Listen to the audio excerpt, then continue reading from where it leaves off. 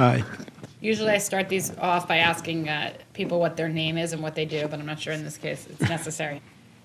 All right, so Dad. Yeah. Can you please repeat after me? Congress shall make no law. Congress shall make no law. Is it working?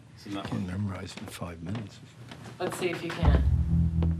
Congress shall make no law abridging the freedom of speech Nigga, are there any niggas? I know the one nigga that works here. or of the press Good evening from ABC News or headquarters. the right of the people peaceably to assemble and to petition the government for a redress of grievances. I'm free to think and to speak. My ancestors couldn't, I can. Can you break a nigger? Is it okay? Free speech, yeah, or abridging the freedom of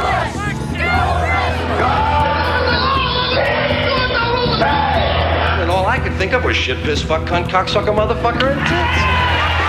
Homosexuality is shameful. Intifada NYC. Kiss my ass.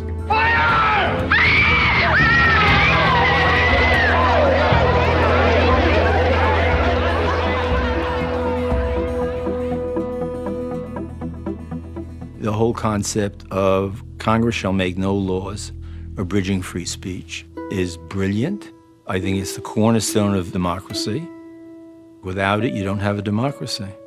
The whole idea that you can really have a country where anybody can think anything, say anything, create anything.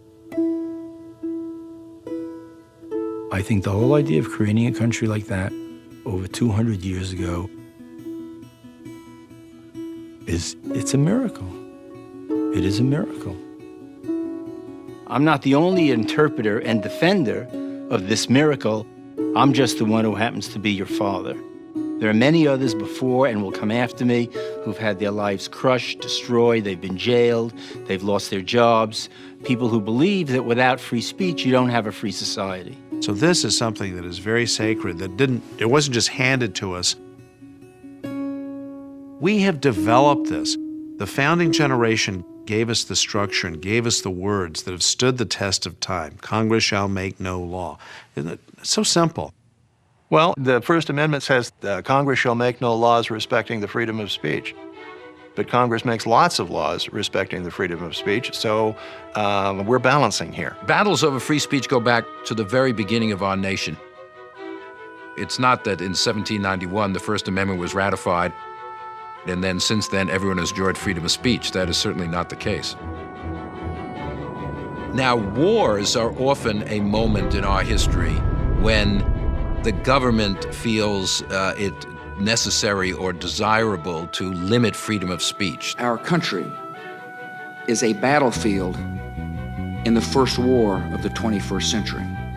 On September 11, 2001, there was this sort of psychological break across the country. Everywhere, this sort of security blanket that we've put over our heads disappeared.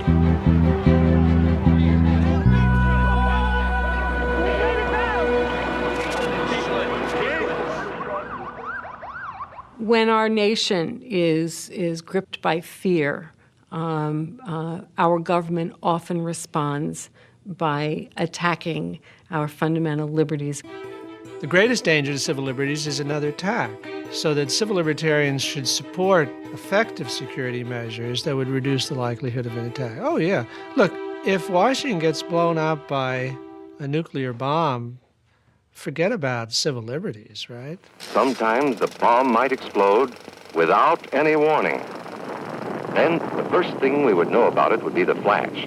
And that means duck and cover fast, wherever you are. There's no time to look around or wait. When did you first learn about the concept of free speech? Well, I guess one learns about it. I guess I learned about it somewhat in college. I was in college at the time of the McCarthy hearings. Next question, Mr. Stripling. Are you a member of the Communist Party, or have you ever been a member? Are you a member of the Communist Party? Ask the next question. Our American way of life is under attack from without and from within our national borders. So at that time, I saw people trying to exercise free speech just being destroyed by McCarthy.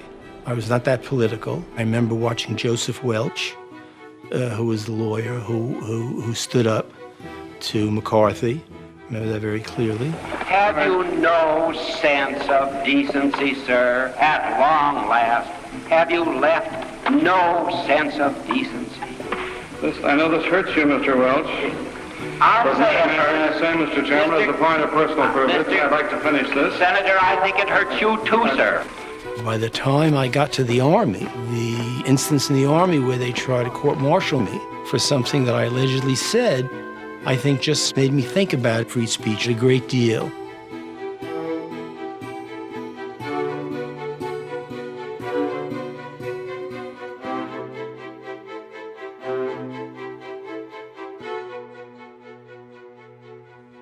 It's the first time that, of course, I was ever a defendant. I learned through this and other experiences that it's very lonely. You go into a courtroom as a lawyer and you have all these flowery words, and you talk about the Constitution, you talk about the Bill of Rights, you talk about all these things are meaningful, but the person standing next to you is basically focused on being terrified they're going to spend X number of years in jail. It went a large way towards making me more political. And I also learned if people want to stop speech, they will use any number of different reasons to try and stop it. So that you'll see prosecutions now all over the place because they don't like somebody's political bias. You are, of course, one of the most controversial figures we've had in the Senate in a long time. And you have the distinction of having coined a new word for the dictionary, namely McCarthyism. Now, how do you define McCarthyism, sir? Mr. Huey, I didn't coin the phrase. Or putting it the way one columnist did the other day, he said, apparently McCarthyism means calling a man a communist who is later proven to be one. Their goal is the overthrow of our government. There is no doubt as to where a real communist loyalty rests. Their allegiance is to Russia, not the United States. There was a period from 1947 to the late 1950s of a very severe closing down of the avenues of dissent in American society. 12 top communists in this country are rounded up. Some people were persecuted, but many others simply were silenced by the fear of losing their livelihood or maybe even being prosecuted. My father was one of the victims of the McCarthy period. He was a high school teacher in New York City, and he was among the first group of 8 teachers to be suspended and then fired. We used to have arguments in the 80s, in the 1980s, about whether or not there would ever be a need to worry again about academic freedom. And he would say, just wait, something will happen, something will come back. And I would say, no, this is never going to happen again. And he was right. The attack on 9/11 opened the ground once again for the kinds of attacks on teachers, on the academy, that one had thought were over with after the 1950s.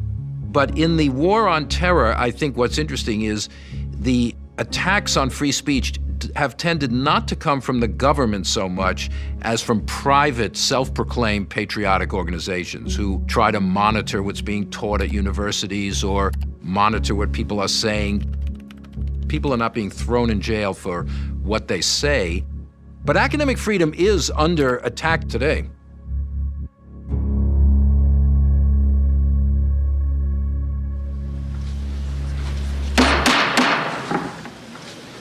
I want to call the meeting to order. This special meeting is convened to consider the recently publicized comments of Professor Ward Churchill of the Ethnic Studies Department. Let me point out that we invited... Consider letting the students speak. Please consider letting the students speak. If you speak up one more time... Let the students speak. Jerry, they have spoken writing and written comments. Okay. Allow this to happen. Understand that. Understand that. This is McCarthyism at its finest.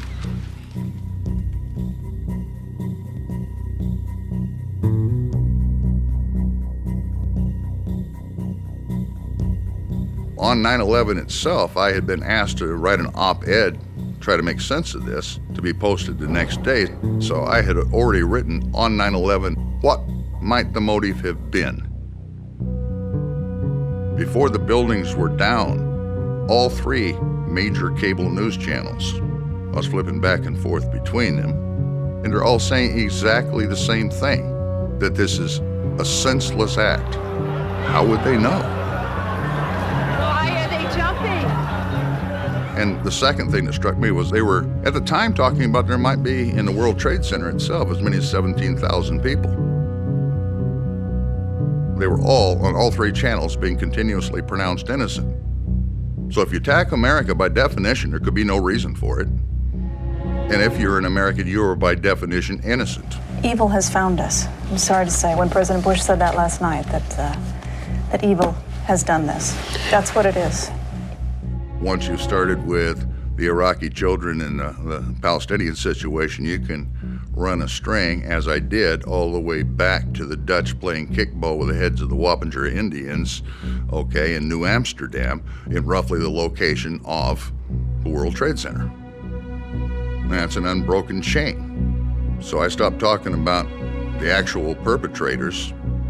I started talking about the ghosts who had experienced a similar or comparable fate over the years at the hands of the self-proclaimedly innocent Americans. Went through the Contra War in Nicaragua, went back to No Gun Marie, and the 3.2 million dead in Indochina, and then 1.5 million Filipinos killed by the Indian fighters fresh off the plains. That war began in 1898, which is 8 years after Wounded Knee. So you can go back from Wounded Knee all the way back to that little game of kickball. It's an awful lot of bodies piled up there. Ward Churchill's a very polemical writer. He is a public intellectual. He was hired by the University of Colorado Boulder. Because he was a public intellectual, he's written dozens of books. He's very prolific. And he doesn't censor himself at all. He just goes, shoo. Chickens coming home to roost, yeah. I posed a question, which went pretty much like this, and I'm paraphrasing, this is not exact quote, but if there is a better or more efficient way to impose consequences on the little Eichmanns composing the technocratic core of American empire, I'd really like to hear it.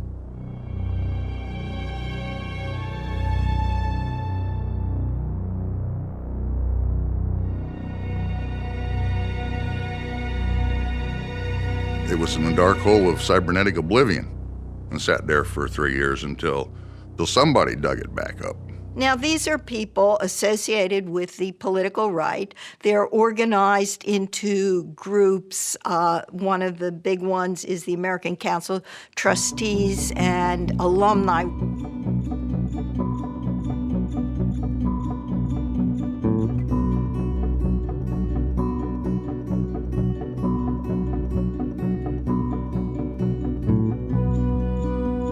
ACTA decided that it needed a centerpiece for an ideological purge, and they decided that this would be perfect for their purposes. ACTA did a report called How Many Ward Churchills, and we used him as a type, if you will. Essentially, our question was, could we put Ward Churchill in context? How many Ward Churchills are there?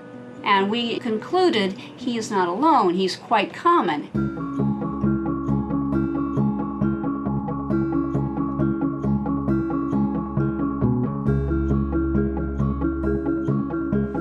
About 60,000 professors teach the kind of doctrines that Ward Churchill is teaching and don't allow students in their classes. David Horowitz, I would suppose, consummated that with his 101 worst professors in the country. Most dangerous, perhaps. Were they the worst? Dangerous. I wrote about him in the introduction where I described how the Churchill affair became a public affair because it shows the mentality of other professors.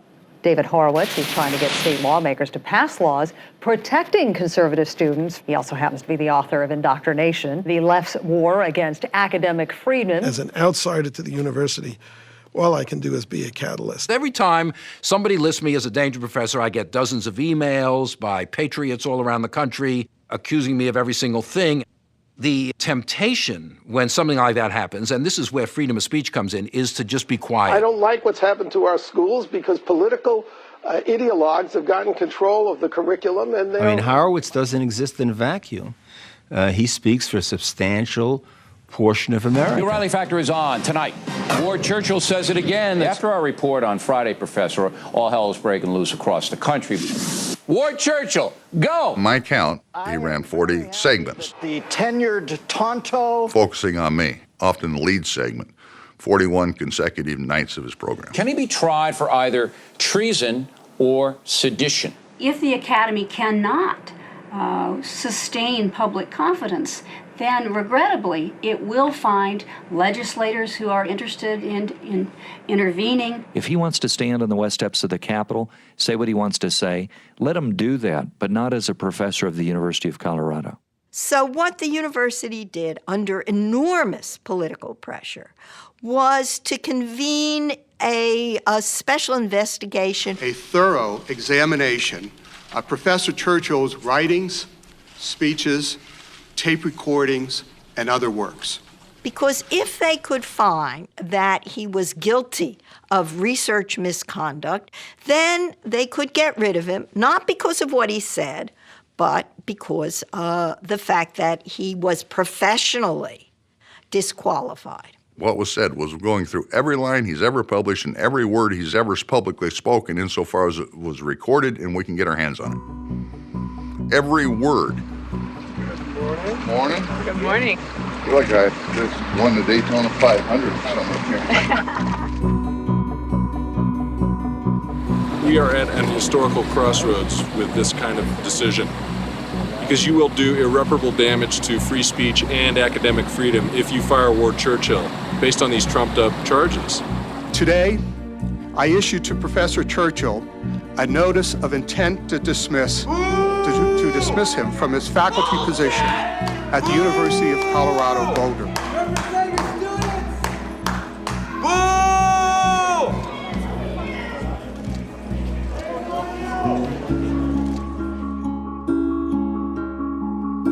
Yes, they fired Churchill because of his academic misconduct. They discovered skeletons in his closet.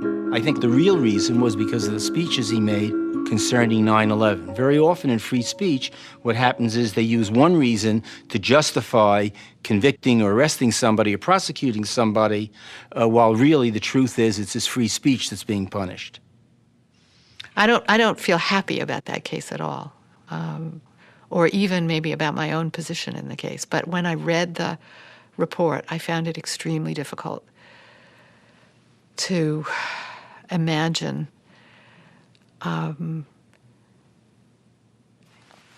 saying that he lived up to academic standards, the academic standards that one needs to live up to if one is going to have the autonomy that academic freedom depends on. Well, if it comes at a price, it's not free. If there's consequences, it's not free.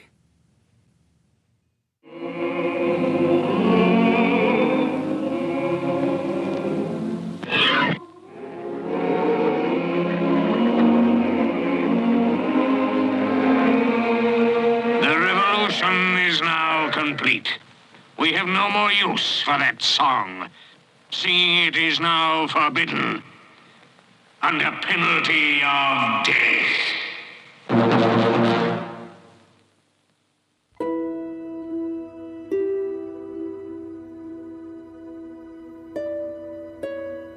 People come to America because they're fleeing oppressive regimes. What draws them here is they think they're in a free society, in a society where they can say anything. But when they get here, what they learn is if you want to have that right, you have to fight for it every day.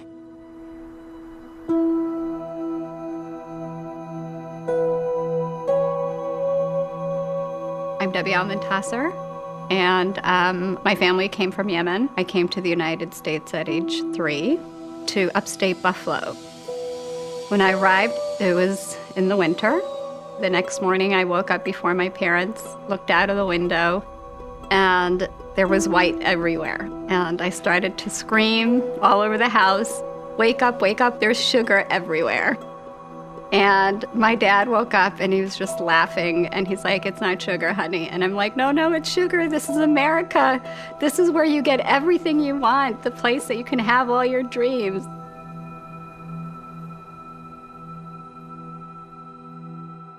I'm one of those firm believers in that you do things in your life for a certain reason because they end up developing you for something that's bigger, awaiting you in the future.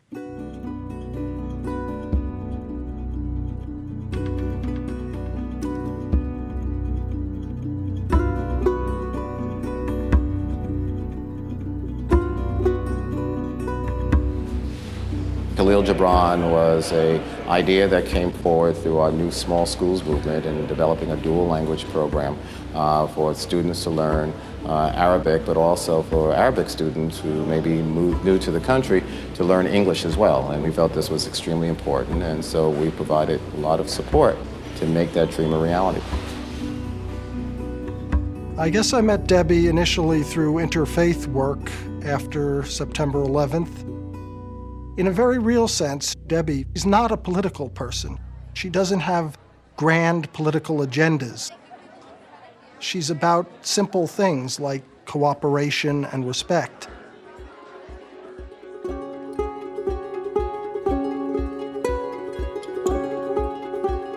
The school was publicly announced on February 12th of 2007.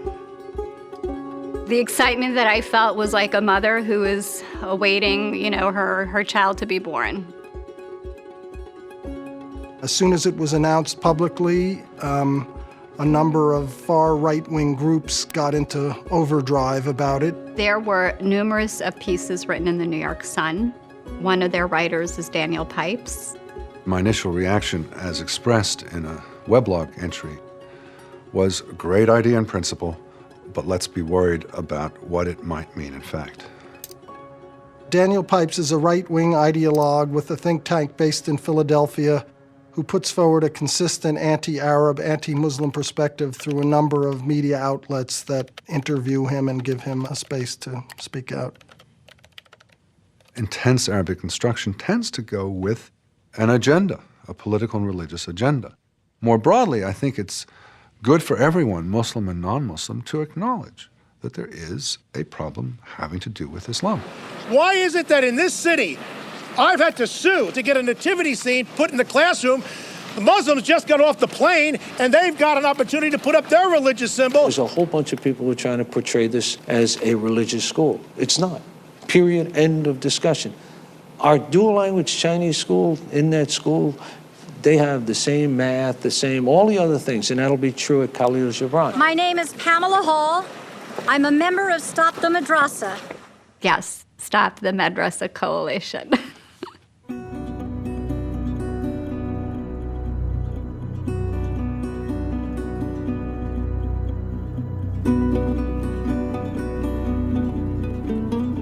A group of people, unbeknownst to me at the time, put together an organization called Stop the Madrasa. And they became activists, and they started taking a variety of steps. Virtually all terrorists today are Muslim. This is a sad fact. People will come up with everything they want to try to undermine the credibility of the school. Quite frankly, the school is what it stands for, a public school. This battle for our schools may have begun in Brooklyn, but it will not stop there. They viewed this as just one local battle on a national war that they're in the middle of, so this was just a local front. Yeah, they want to start a radical madrasa in the New York public school system. How do we know it's a madrasa? Well, first, because we know who Debbie Almontazer is, and we know the people behind her. We know what they say, we know what they think. They're part of the Islamo-fascist crusade in this country. She is someone at the fringes of American political life with extremist views on the war on terror, on the president, on a number of other issues. Is it true that you don't believe 9/11 happened? Is it true that you don't believe that Arabs and Muslims are responsible for 9/11?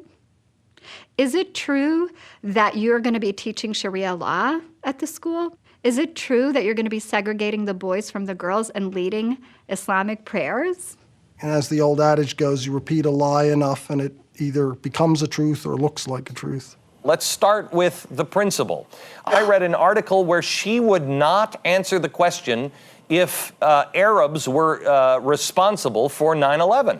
Oh, she's an apologist, and it's clear that's what she is. What you read was the first part of my quote. And what they left out on these blogs that you're reading was, I don't recognize them or Arab or Muslim because they've it's so emotional to talk about this, sorry.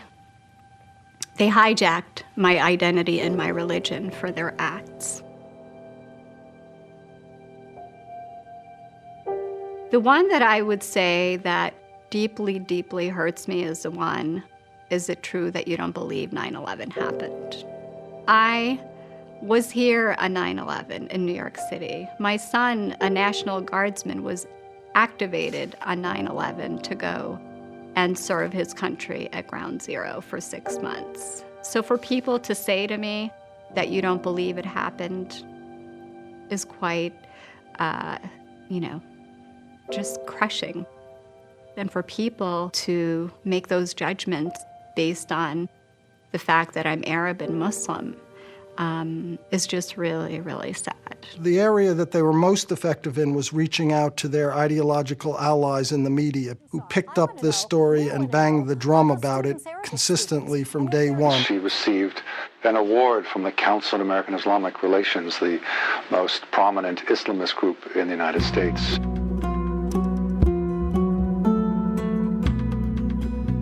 Members of the Stop the Madrasa Coalition saw this website, and so they decided to go to every event. Bearing cameras, taking pictures. The very last event, which was the Arab Heritage Park Festival, and AWAM, which is Arab Women in the Arts and Media, an organization that provides young women with youth leadership and empowerment. And they had a table where they had some t-shirts. And one of the t-shirts that they had read on it, Intifada NYC. The Stop the Madrasa Coalition saw this t-shirt on the table. They took pictures of it. They went home and they looked up the website of this organization.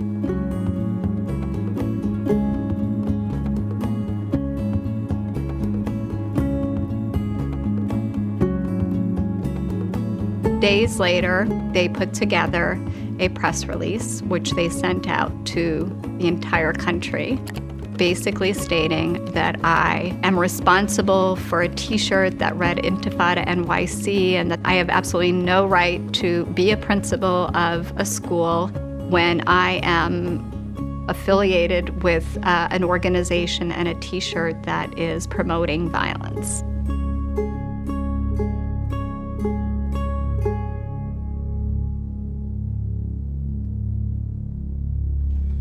The reporter's first question to me was, I want to know about your affiliation with this organization. And my response to him was, there's really nothing to talk about because, it has nothing to do with me or the school. So we move on, and he basically says to me, what I wanted to ask, and have a better understanding is about the word intifada. Based on the fact that you are well-versed in Arabic, I'd love to understand what the root word is of the word intifada.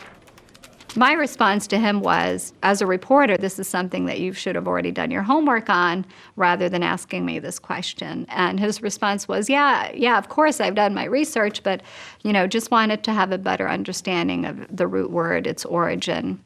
Started engaging with him in the conversation and giving him the root word from the Arabic language, which he would find in a dictionary. So I told him that it was shaking off. However, you have to understand that this word has evolved, and through its evolution has become known as uprising. And it's very well known for the uprisings that have taken place in the Middle East where thousands of people have been killed. This word today has different meanings for different people.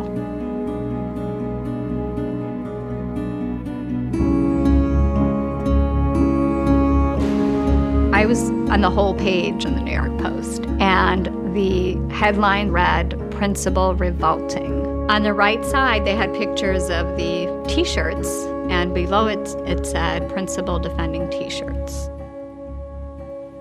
I felt like someone pulled the carpet from underneath me, and I was suspended in midair.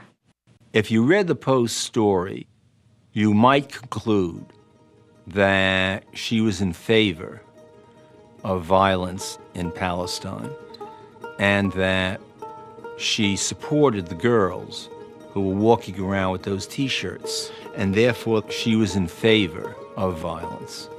So I immediately rushed to my office, emailed the press secretary. I did not defend the T-shirts. My words were taken out of context, and all of my words were not used in the piece. I never gave any impression that I condone violence. And I never minimized the historical context. I gave that historical context. Reporters are in the business of reporting news and making news, and this reporter thought that he had a story here, and he did. Clearly, she didn't need to answer it. She could have said, "I didn't put out this T-shirt," no comment. So her first mistake was talking about it. What do you think New York Intifada means, remove oppression? It means violent assault on Jews. That's what it means. Yasser Arafat was a terrorist. The Intifada was a terrorist operation to kill women and children. That's what it was about. Yeah. There's an unfortunate effect in the Jewish community, that's the community I know best, of a tendency to circle the wagons and to declare certain topics, at least for public discussion, out of bounds. If your family were all burnt in ovens, if you were the sole survivor of your family, my grandparents are survivors. Really? Tone down your offensive rhetoric. And they produced an asshole like you. Fine. And they produced an asshole like you. You're righteous. Can you imagine? You are solely righteous. I give it to you. You're a Nazi socialist.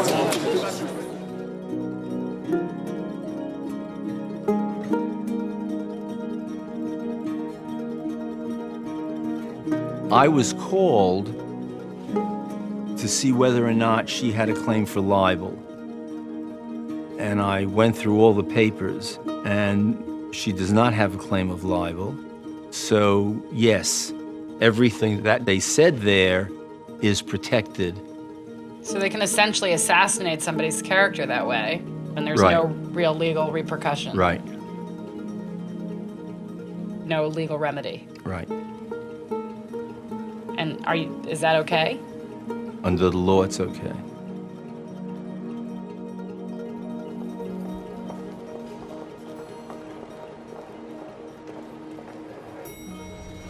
New Visions said to me, "What happened this week in the Post right now has made matters for you extremely bad. There is no recovery. The only way we will go forward is with you stepping down." I want to speak to Chancellor Klein. There's a whole bunch of people who are trying to portray this as a religious school. It's not. Period. End of discussion. Get him on the phone, and I want to speak to him. And his response to me was, he's in Colorado on vacation in the mountains, but I was able to get the deputy mayor, Dennis Walcott, to talk to you. A lot of support to make that dream a reality. And of course, I started explaining to Dennis what happened, and he said, "I'm so glad to hear that you've made the decision and that you are making this sacrifice. I am in the process of finding an assistant principalship for you in one of our schools." I know the woman. She's worked for the city in a variety of capacities, and I appreciate all her service. I want your resignation letter by 8 o'clock in the morning. Upon receiving it, we're going to be preparing the mayor to announce your resignation on his radio show at 10 a.m. There is nothing else left to discuss.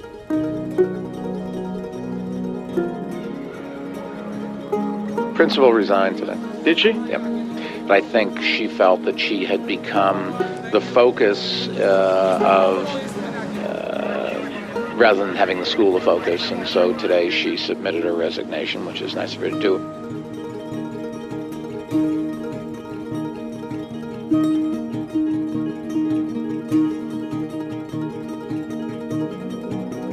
There's the chilling effect. Muslim Americans feel that they have to watch what they say. Does that concern you, or is that just is that a necessary Look, price? Everybody has to watch what he says, right?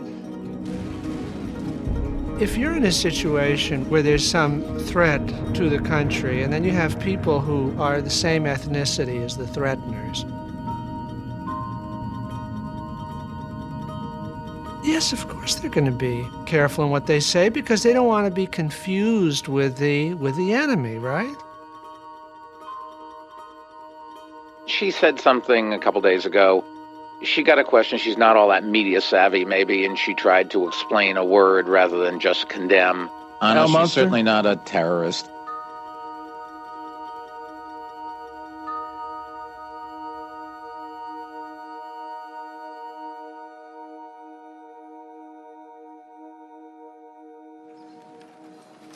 The President is hereby empowered to designate as alien enemies any citizens or subjects of hostile nations residing in the United States whose presence he regards as dangerous, and make regulations for their apprehension, restraint, or removal. There are over 25,000 Frenchmen in Philadelphia alone, Mr. President. Necessity is the excuse for every infringement on freedom. That's what William Pitt, the British Prime Minister, said back in the 18th century.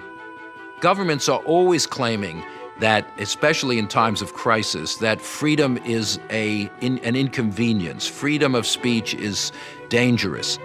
And in fact, very early, actually before 1800, when the Federalists were in power, they passed Alien and Sedition Acts, which punished political advocacy in a way that would be regarded as completely unconstitutional today. Cannot protect the nation by attacking the right of every man to speak freely without fear. You're trampling on the Constitution. The modern notion of free speech is surprisingly modern.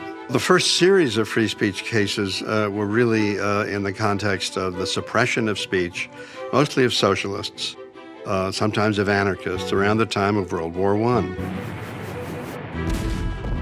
Thousands of people were rounded up by the government. And the public seemed glad to have any type of radical brought to trial. Many aliens deported. These were not people who were putting bombs around or sabotaging the military effort. They were people who were expressing unpopular ideas. The great socialist and IWW leader, Eugene Victor Debs, jailed in 1918 for sedition, when he opposed U.S. participation in the war. And in the Schenck case, he was distributing socialistic materials, and again, he was arrested under the Espionage Act. In both cases, the Supreme Court upheld the conviction of people for saying unpopular things. Holmes, the Supreme Court justice, used the famous phrase, free speech doesn't mean the right to cry fire in a crowded theater. In other words, that speech then will lead to disastrous action. Back in the 1920s, in the Schenck case, the Supreme Court for the first time was looking thoroughly at the whole question of what kind of speech can be limited. The free speech we enjoy today is the result of many struggles in our past by groups that have been denied freedom of speech. So, Dad, you wrote in your book, growing up, I feared my freedom was a fragile thing, and I felt, as my father did, that Jews should keep low profiles and not speak out at all. Can you talk to us a little bit about that right now? Okay, sure. My father and mother were immigrants from Poland. They came over in the mid-20s. By the time I was born, they had a candy store in Brooklyn. We lived above the candy store in Brooklyn. And when I was 3 years old, there was a fire upstairs, and my mother died. She burned. I don't know what the kind of person my father was before that happened. I was too small, but apparently was crushed by it and never got over it for the rest of his life. My father and his family had lived through pogroms in Poland. He had 10 brothers and sisters. One had come over, the rest had died in the Holocaust. He was constantly afraid that something would happen in this country. Back in the 1940s, there was a substantial pro-German movement that tried to keep us out of war with Germany. When I was a kid, I knew about the Bund, and I knew about things they were doing. And I knew about rallies in Madison Square Garden and other places where swastikas were hung up. This was Madison Square Garden in New York City, and not Berlin nor Nuremberg. So he always felt that there would be a recurrence of that. But he made it very clear to me that the way to survive was to keep your head down, don't let anybody know what you're doing, and never speak up. He had no vision of what else he could do. So he was really locked in the candy store. I saw the price that my father paid for not speaking up. He became defenseless, and yet through him, I learned something about the First Amendment. Why is freedom of speech so essential to a free society? Perhaps Daniel Webster put it best when he remarked that if he were deprived of all his rights save one, he would preserve the freedom to speak. For by proclaiming it, he could regain all the others which he had lost. The way our Constitution is written and the way this democracy is supposed to work, everybody has a right to have their voice heard. If you're going to defend free speech, you have to defend the speech of people who you hate.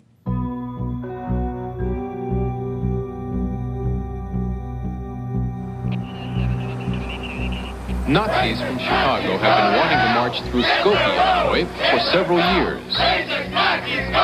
But more than half of the people who live in Skokie are Jewish, and they have resisted.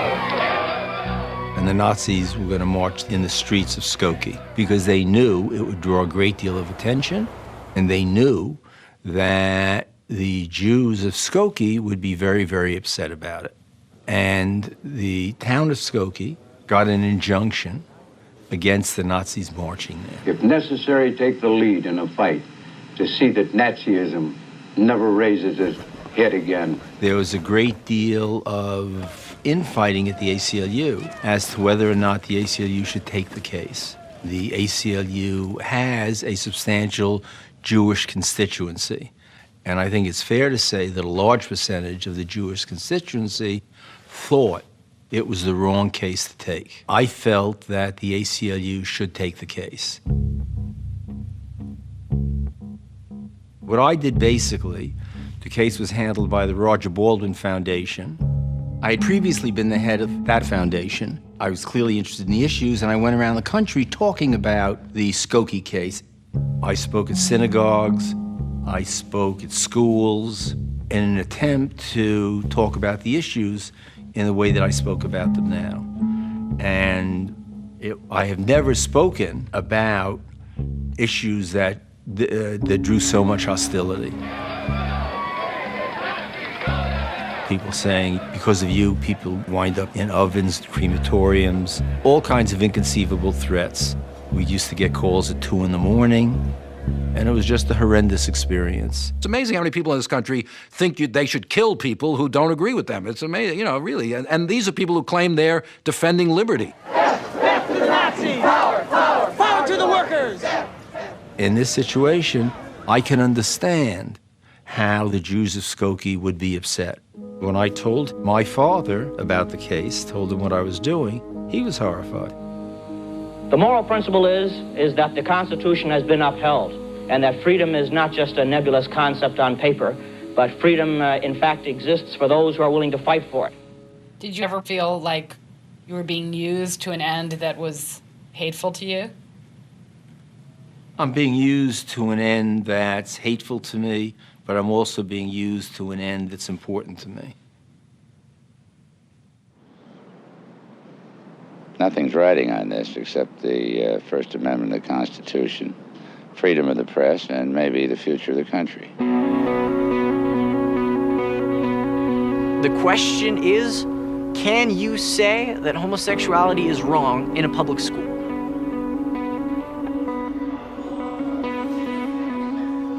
Protesters say they're speaking out against discrimination by not speaking at all.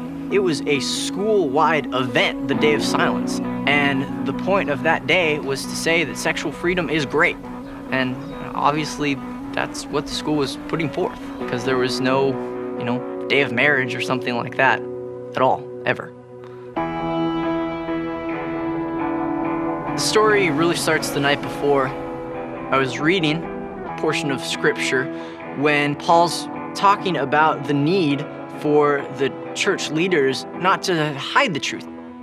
Because if that gospel, if that truth was veiled or hidden, it was hidden to those who are perishing, to those who are hurting, to those who are being damaged by their deviant sexuality. And those words, really pierced my heart. And so just then and there, I got out one of my shirts. It wasn't anything special. It was just a black Ezekiel shirt, and I put some masking tape on it and took some Sharpie and penned the words I wrote. Be ashamed, our school has embraced what God has condemned.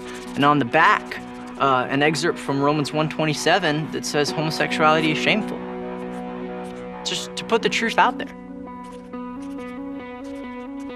I'll take some crap for a couple days for the truth to be in this conversation. The school opened up the conversation, and it's supposed to be a marketplace for ideas. So I decided just to put it out there.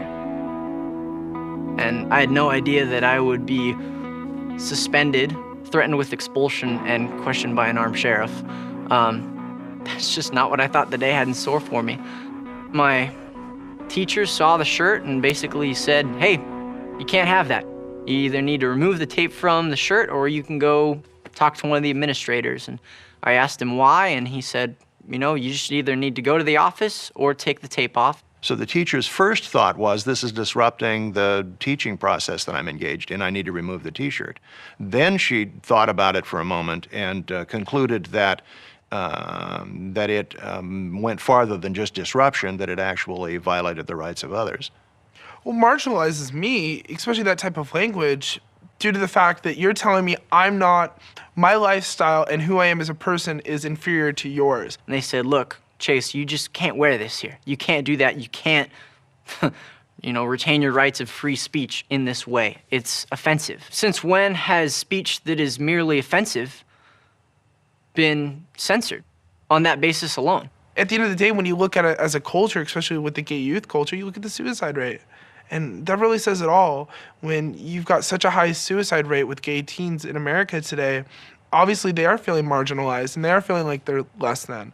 And little acts like that can add to a bigger whole. Political correctness is definitely infringing upon the free speech rights of many individuals throughout society. The most impactful moment of that whole day is when I went to talk with the vice principal. He called me into his office and he sat me down and he stared across the table and started talking to me. And about halfway through the conversation, he looked me in the eyes and said, if your faith is offensive, you have to leave it in the car.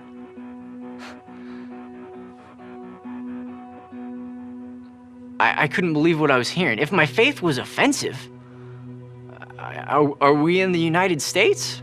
And incidentally, nobody ever complained about Chase's T-shirt. No student. They haven't been able to introduce any evidence that indicated that a student was even offended by his T-shirt. But nevertheless, the school censored it. Where does all that hatred start? It can start from the most basic of areas, such as a T-shirt. He was wearing an extremely confrontational, very ugly T-shirt. I think schools can regulate that time and place and manner to a much greater extent than government can the citizenry. This is the kind of case that the student has to win, because if not, then free speech is really worth nothing in America's high schools. The classic case that established this precedent is Tinker versus Des Moines, where Mary Beth Tinker wore an armband into school to protest the war in Vietnam. The court held that she has a right to express her political views, and that right is only limited by disruption of the educational process. Students have free speech rights. Free speech rights of students are constantly being circumscribed. I mean, these are just kids. What do they have to contribute to the marketplace and ideas and opinions? Today, a U.S. judge agreed, ruling that the district's policy against hate speech is within the law. To this day, Poway High School will not allow speech on their campus that they feel like is offensive to students. One of the bummers for some people about protecting free speech and the marketplace of ideas is that people get offended, and that's the price of liberty. We don't have the right to not be offended. For your information, the Supreme Court has roundly rejected prior restraint. This is not a First Amendment thing, man. If you don't calm down, I'm gonna have to ask you to leave. Lady, I got buddies who died face down in the muck so that you and I can enjoy this family restaurant. All right, I'm out of here. Hey, dude, don't go away, man. Come on, this affects all of us, man. This is a different kind of war, and there are great stakes in the balance. In the 60s, I met Dan Ellsberg during a march against the Vietnam War. Dan Ellsberg then was a hawk. He was involved with the American government, and he believed that what we were doing in Vietnam was absolutely right. Dan was running up and down hills with a machine gun, firing at the Vietnamese. So when he and I had a discussion about the Vietnam War or about the Peace March, he really tended to treat me as an idiot, communist, lefty, whatever. He absolutely had no respect for the people who were marching against the war. He saw it as un-American and unpatriotic. But it's absolutely clear that Dan had a great zest for battle. There were parts of Dan that were very self-destructive. You wouldn't have had the Pentagon Papers unless you had somebody who was willing to put his life at risk. The Pentagon Papers were massive. It was a study that had been done at the government's request by Rand, and the study was to look back at America's history with Vietnam, and to some extent to try and figure out why we were there. The key to the situation remains the cessation of infiltration from the north into the south. It's a little bit odd when you think of it, that in the middle of a war, the Secretary of Defense has to find out why we're in the war. And a few people had access to it, not many. One of them, named Daniel Ellsberg, who had worked on one of the chapters, had had an epiphany. Renewed hostile actions against United States ships on the high seas and the Gulf of Tonkin have today required me to order the military forces of the United States to take action in reply. We did not choose to be the guardians at the gate, but there is no one else. Pentagon Papers shows that rather than us being dragged into something that we didn't want to be dragged into, we in fact precipitated it, and we precipitated the Gulf of Tonkin incident, and then we lied about it. I felt that as an American citizen, as a responsible citizen, I could no longer cooperate in concealing this information from the American public. You can no longer cooperate, I'm sorry? I can no longer cooperate in concealing this information from the American And the Pentagon Papers, which were classified and were top secret, were, Dan thought, so explosive that reading them would cause a stop of the Vietnam War. So many copies were made so that if the government would get one copy, that another copy would be released. While the New York Times and the Washington Post and the Chicago Tribune were deciding whether or not to publish the Pentagon Papers, a copy of the documents were put in my house in Woodstock.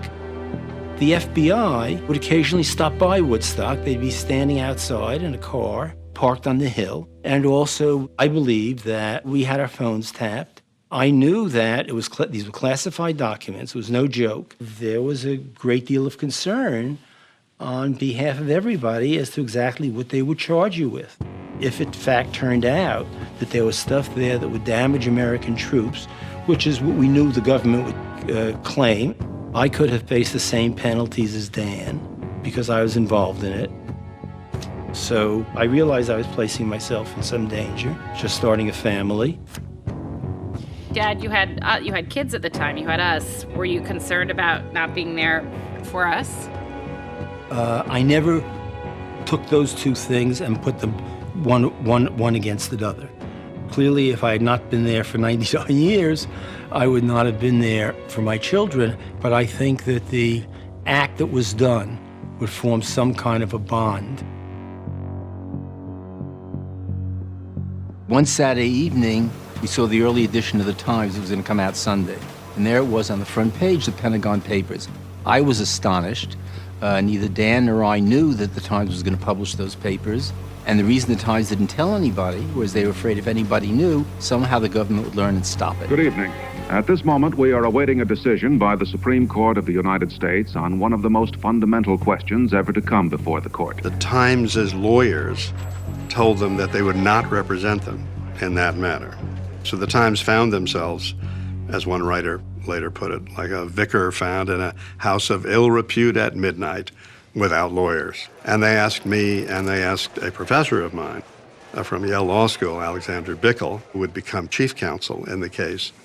The newspaper editors decided that the national interest would be served by publication of the documents, and that under the First Amendment to the Constitution, the government had no right to prevent publication. The government disagreed, and for the first time in our history as a nation, went to court to prevent the papers from publishing the rest of the material in their possession. The hardest moment in the Pentagon Papers case came when Justice Potter Stewart turned to Professor Bickel in the argument. Now, Mr. Bickel, let me give you a hypothetical case. Let us assume that when the members of the court go back and open up this sealed record, we find something there that absolutely convinces us that its disclosure result in the sentencing to death of 100 young men. What should we do? It's what we lawyers think of as a killer question. You know what you want to say, you know what you have to say, and they sometimes differ. Professor Bickel tried to dodge. He said, I'm sure you won't find that when you get back. No, said Stewart. Assume that that's what we find. And Bickel said again, well, I'm asking you, suppose we find that. Most of us would say, you would say the Constitution requires that it be published and that these men die. Is that it? No, I'm afraid I have. I'm afraid that the inclinations of humanity overcome the somewhat more abstract devotion to the First Amendment. Had he said, in effect, he has to die for the First Amendment, the court would have recoiled. We would have died in the case because it just sounds wrong. And that's why eventually, I believe, he was right to give the answer, dangerous as it was, that he gave. That was a great First Amendment victory. We will resume the series on the Vietnam Papers exactly as we had planned before the injunction. The lies that are embedded in the Pentagon Papers are lies that did not have hypothetical consequences. 55,000 Americans lost their lives because of those lies by American officials to the president and to the public, and by the president to the public. So I think that the Pentagon Papers should stand for the extent of government lying. And that's why the First Amendment is so important. At the end of the day, it's very difficult to be skeptical of your government. And it's very difficult to be skeptical of the extent of which the government will lie, whether it be to go to an Iraq war or to justify development of oil fields. It's very difficult to believe that the people that we have elected will act in a way that is so harmful, and they really will not let the American population know. New York City lives on orange alert every day. The level has never gone down. New York City Police Commissioner Ray Kelly recently shared his bird's eye view. You've got millions of people coming into this city on a daily basis. So how do you weigh allowing the city to continue operating, yet at the same time protecting these people who are coming here for this high-profile event? We can't close the city down. We have to focus on keeping it functioning, and doing everything we reasonably can do to protect it. City hospitals are preparing, too, for a possible chemical or biological attack. There are still no specific threats against next week's convention. But in a city known to be at the top of Al-Qaeda's target list, officials here are leaving nothing to chance.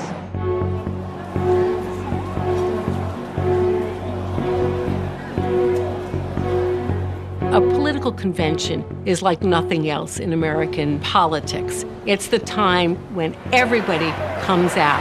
It's not just for the Republicans at their convention to be able to express their views by nominating their candidate.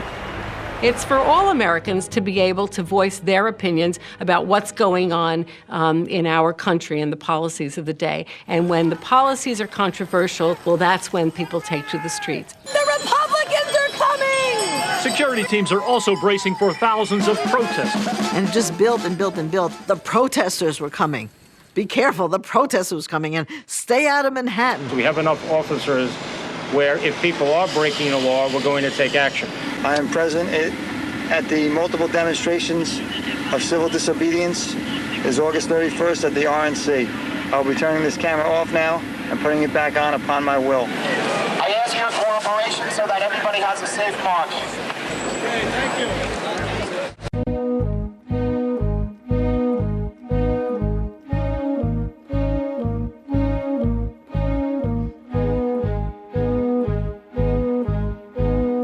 We weren't doing anything more than just walking along the street holding signs. The last time I looked, that was illegal to do.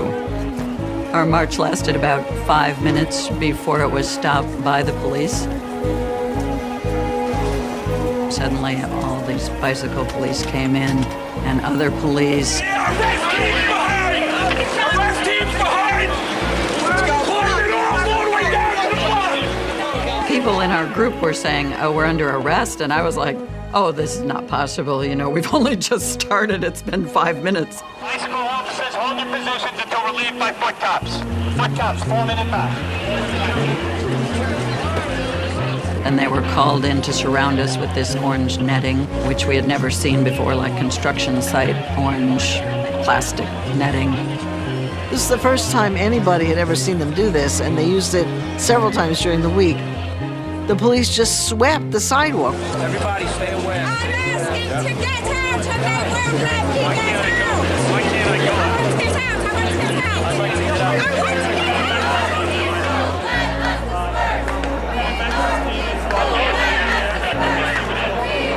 Approximately 800 arrests have been made since RNC-related protests began last Thursday. With the advent of 9/11 and then eventually with the advent of the war and the opposition to the war being very vocal, we had to shift our focus, and certainly on some of those events, they had to ramp up. And of course, they justified all this in the name of providing security, that things could get out of hand. Well, they weren't out of hand. In fact, people were exercising their First Amendment rights to gather and to make their voices heard, their free speech rights. The problem is, what do you want the police to do? Wait around until something happens, even if they're on notice, wait till it happens. I don't think that's what most people want. And they justified the mass arrests on their security information, on their intel data. NYPD does have the resources, they have the intelligence gathering, they have the leadership, they have the experience, unparalleled in the country for dealing with demonstrations. It's one thing to engage in intelligence activity when you have suspicion of criminal activity, but when you don't, then it's fundamentally anti-democratic. And this is legal because of the Patriot Act. The Patriot Act is illegal, unconstitutional, and treasonous. So right after 9/11, the Patriot Act enacted, and there were restrictions on civil liberties, quite mild by historical standards, but there were some restrictions. And those have now become controversial. Well, what the Patriot Act does is give the government the authority to get people's private information and to do so shrouded in secrecy so that there's no accountability. And I want to take this opportunity once again to thank the Congress for providing us with the necessary tools that we need to protect the safety and security of American citizens. We think about surveillance as a matter of privacy generally, but it's an issue of free speech when the surveillance is of political activity. If the government is watching every move you make, and every move you make includes protesting the war in Iraq, protesting military recruiting in the schools, protesting racial profiling, and the government doesn't like that, and they're keeping a dossier on you, well, you're going to be afraid to protest. So he thinks he can take away our right of assembly. Well, we can't be blamed for what happens now.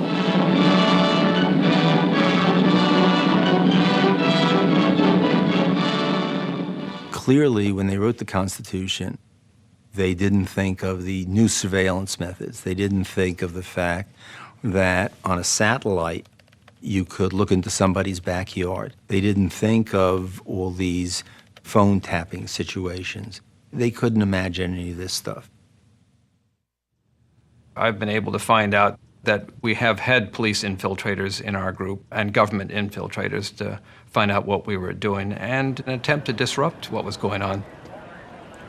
Became clear after a while, must have been a policy to just sweep people off the streets and keep it nice and clean for the Republicans and for the convention. It is the soldier, not the agitator, who has given us the freedom to protest. It is the soldier who salutes the flag, serves beneath the flag, whose coffin is draped by the flag, who gives that protester the freedom he abuses to burn that flag. And I don't think it's just a question of Democrats and Republicans. I think that certainly in times of war, terror, whatever you call it, protests are going to be the first things to go. What was the Boston Tea Party if not a political protest? And since then, every social change movement has used protest.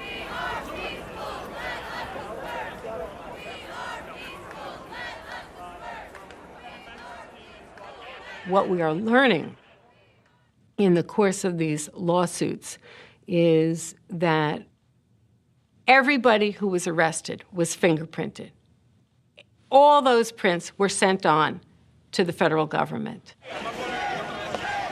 The problem with the policing guidelines for all this is that the police department sees lawful, legitimate protest as part of a continuum of terrorist activity. Well, don't they get it? In a democracy, you have protest, lawful protest, instead of terrorism. It's the safety valve for a democracy. When you're in a war that has been declared on you, there can be no peace movement. When forces are committed, you have troops in the field, and you go out in the streets and attempt to block that war effort, it has not to do with speech.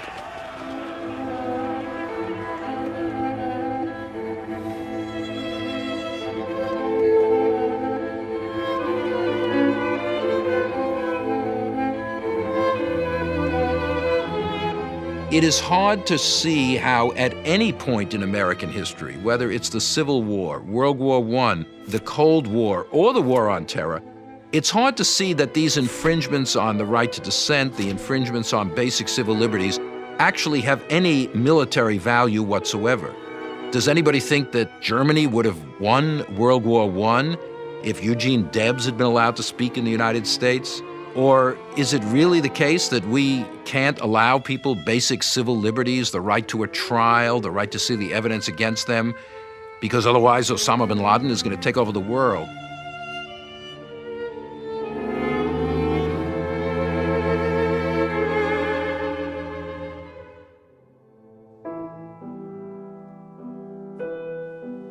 So I think if you would add up all the casualties, I think that you're seeing something coming across the nation. During every war and during every post-war period, there are enormous abridgments of speech. And the government has gotten more sophisticated, and during the Iraq period, you of course have all these technological improvements in how to get at people, privacy, surveillance, etc. and you have a court system that is going to permit it. So this is more dangerous than any of those other times, because at the end of the day, the Supreme Court, the courts, are finally responsible for protecting free speech. After all these other times, we bounced back, right? So why not expect that we would bounce back this time? Well, I think it's deeper and more pervasive. Also, you say we bounced back. We had court systems that help us bounce back. After World War II, you soon went into the Warren Court. After World War I, you soon got into the Roosevelt Court. Now, you're going to have at least 25 or 30 years of the Roberts Court. Now, Roberts is 54. Judges generally sit for 25 years, 30 years. He's been there just a few years. Alito is in his mid-50s. He's going to sit there another 25 or 30 years.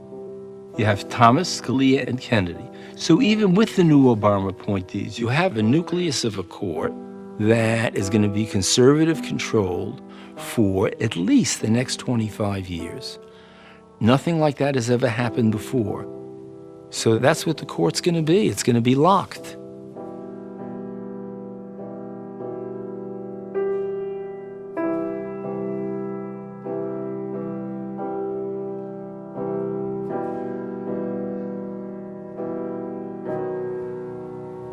Was there anything that was very important to you to teach us about free speech and civil liberties? That if you don't fight for it every day, you're going to lose it. And don't let the fucking guys win. I mean,